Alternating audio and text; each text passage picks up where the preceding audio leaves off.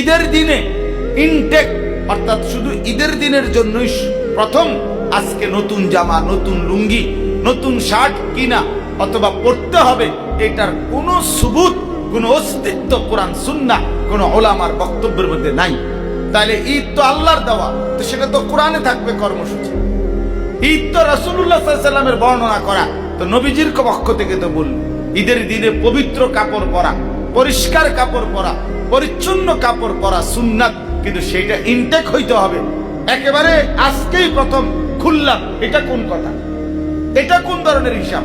এটা সম্পূর্ণ আপনার ইসলাম বিদ্বেষী দুশ্মনরা বানায় নিছে।